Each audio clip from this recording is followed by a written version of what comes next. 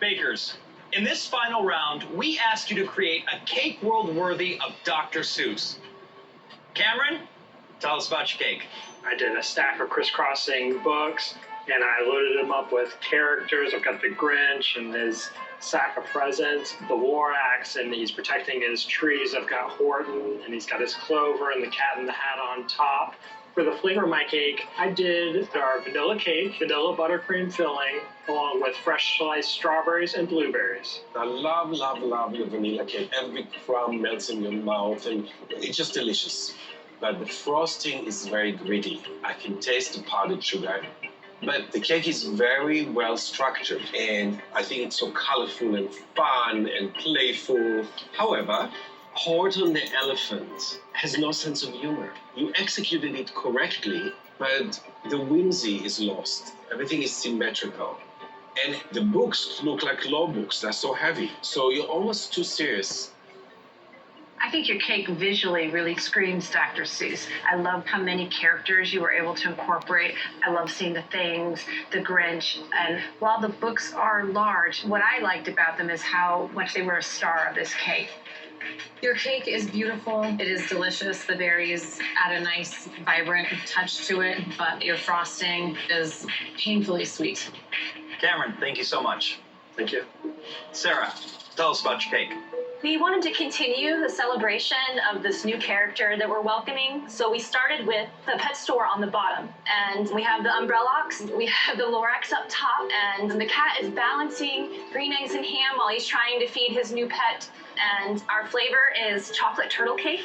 It's a double food cake with a brown sugar caramel and pecans, and then a layer of ganache. And the icing is a salted caramel buttercream. Your cake is having a party in my mouth. Oh, that's so nice to hear.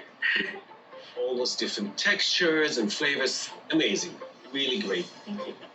And it looks like we are observing the pet shop.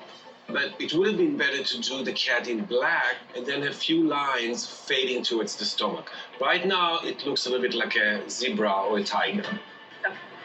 Your cake is rich and decadent and delicious. I love that you managed to include so much technique. However, with that, I can see where time was a little bit of an issue for you because some of your fondant work is a little patchy and put together, very sloppy.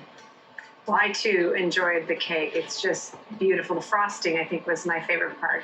And I really can see and appreciate the homage that you paid, not just to our main character, our Cat in the Hat, but other books that people may not be as familiar with. Sarah, thank you very much. Thank you. Melissa, tell us about your cake.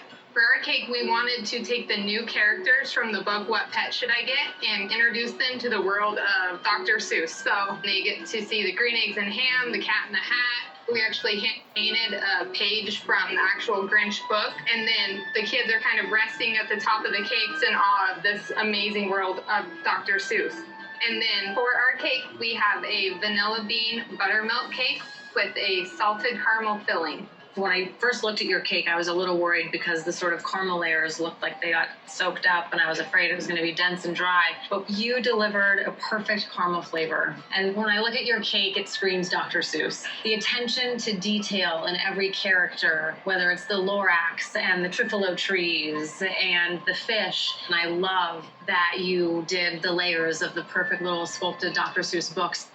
I love the fox in socks with his little mittens holding up the rest of the book. Just these small details are very impressive. I really love the movement here. There's so much negative space, and your cake is amazingly stable. And the hand painting on the cake is just wonderful. Melissa, thank you very much.